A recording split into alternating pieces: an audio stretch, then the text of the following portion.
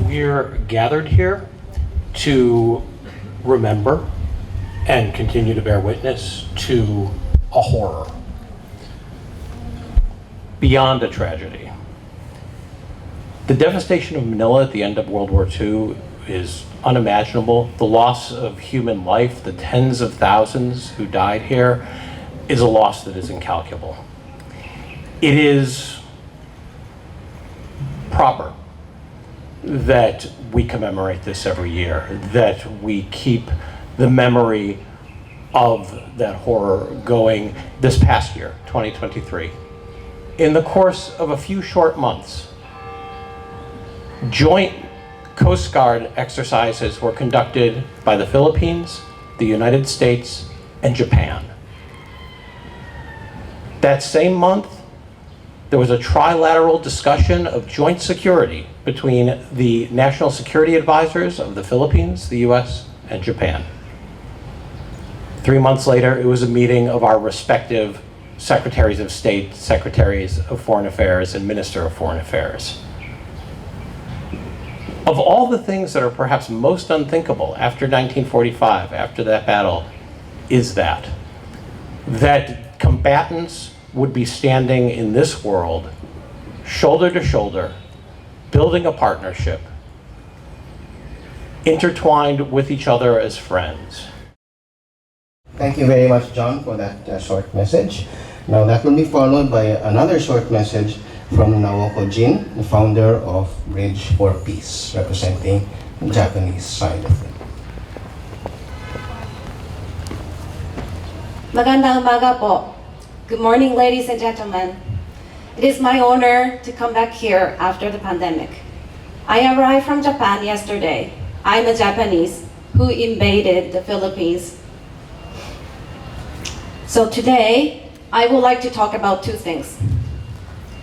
First of all, I would like to humbly apologize to you, to the Filipino people, and the victims and the survivors who have to go through the tragedy. It was in the year 2000, I first came to the Philippines as a student. My professor in Tokyo wanted us to be educated about the World War II and brought us here. I was so shocked to know what happened here. One lady came up to me, Filipino lady came up to me and said, "Why did you come here?" Her husband was captured by Japanese and never came back. And it was so heartbreaking to hear all the testimonies from the survivors.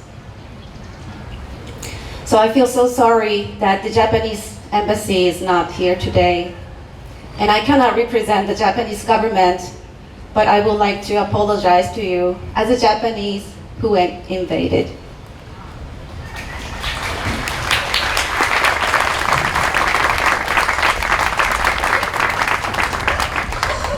So secondly, I would like to promise you that I would like to educate Japanese younger generation. My professor, who took me here in the year 2000, passed away last year. So I feel like it's my responsibility now to educate the next generation. Today, I brought my 10-year-old son. I hope he could remember this moment. And also I brought some other members from the Bridge for Peace. Some young Japanese students are interested in our advocacy. So there is a hope. And lastly, I would like to see the world without any war in any country. Maraming salamat po. Thank you very much.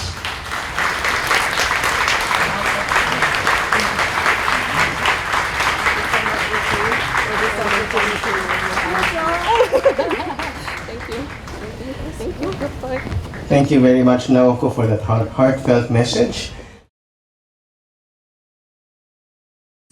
Untold human suffering, torture, hunger, and death were visited on the Filipinos, and the Chinese in the Philippines who were living peacefully here were not spared. In fact, because of their early support to the anti-Japanese war in China, In 1931, the Chinese were singled out by the Japanese for the greatest punishment. The Japanese spies embedded among the Filipinos gathered information on the leaders of the boycott Japanese goods movement and the associations that supported the Chinese soldiers in the front line, suffering from hunger, freezing from cold, as they bravely fought. In addition to active propaganda, mass meetings, and fan campaigns, the consuming hatred against the Japanese led to assault and harassment of Japanese in many parts of the Philippines. As a consequence, upon the occupation of Manila on January 2, 1942, the Japanese conducted a terrible purge of Chinese community leaders. The 8 heads of the anti-Japanese movement were called to a meeting but were executed after they refused to recognize and support the Japanese. Many Chinese in the cities migrated to rural areas. Chinese in Manila, which numbered 47,000, was reduced to 26,000 by 1944. Filipinos with whom they lived were helpful and hospitable, helped them adjust to rural surroundings, and protected or concealed them. The most infamous of those massacres was carried out on February 24, 1945 in San Pablo, Laguna. 6,000 Filipino and Chinese males between 15 and 50 were gathered together, and the Chinese males were picked out, 650 in all. All were bayoneted and thrown into trenches that they themselves had dug. Several wounded survivors taken to local hospital were killed the following day. While commemorative events like this is remembered every year and undertaken, it is most important to instill in humankind that war is never an answer to conflict and peace is more than just an absence of war.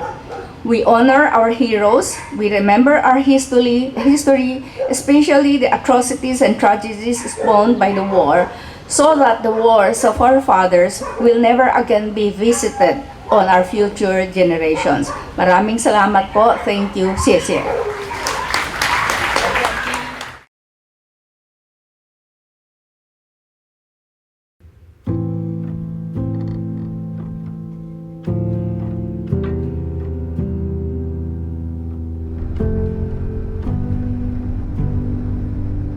World War II was really bloody.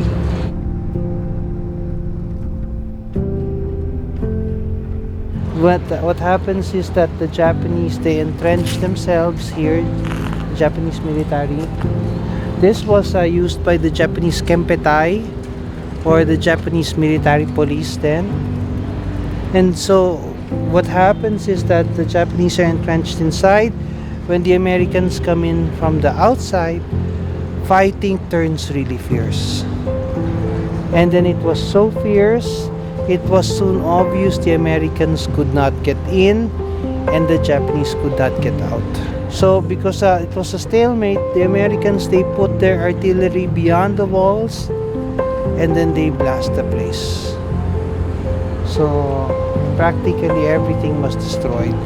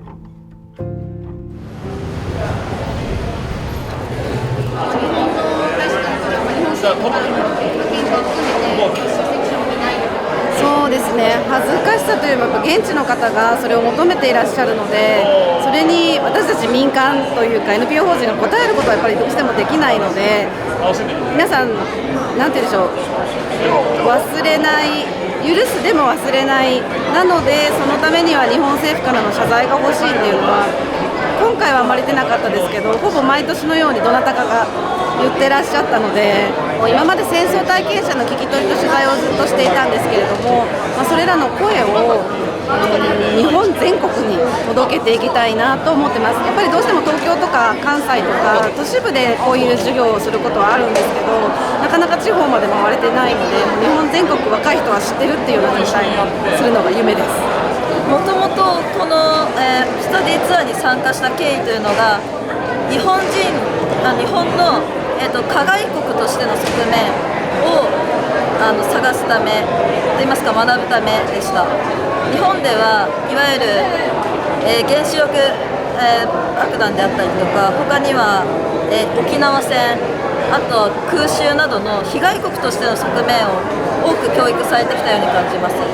ですがここでは日本軍の加害の側面を見ることができたので、こういった一つの国が被害国にも加害国にもなり得るのだということを知りました。なかなかね、周りでやっぱりこの件を知ってる方がまだいらっしゃらない。はい。どうやってこう伝えていきたいと思いますか？まずは、こういった生の声を聞ける最後の機会だと思っていますので、今のうちにまだ戦争体験者の方が生きていらっしゃるうちに、そういったお声を多くの方々に聞いていただく必要があると考えています。戦争当時はなんていうんだろう、日本人に対するイメージがあまり良くなかったけど、今その若い人とかに会ってもなんかすごく謝ってくれたりとか、してくれるんだみたいなお話をされていて、憎んだりとか恨んだりっていう部分がずっとあってもおかしくないはずなのに、そのイメージを変えて、今私たちに対してはすごく優しく、接してくださっているっていうのが本当になんかありがたいというか、実際に体験された方のお話を聞けたっていうことがすごく貴重な経験だったので、その事実をそのまま家族だったり友達だったりに伝えていくっていうのと、私個人としてできることはもう戦争は絶対起こさないということで、個人でできることってやっぱり限られてくるとは思うんですけど、日本の、今後トップになっていくであろう政党だったりとかをよく知って、選挙にちゃんと一票を投じていくっていうことが今後私にできる唯一の今後絶対に戦争を起こさないっていうためのできる行動なのかなっていうふうに思っています。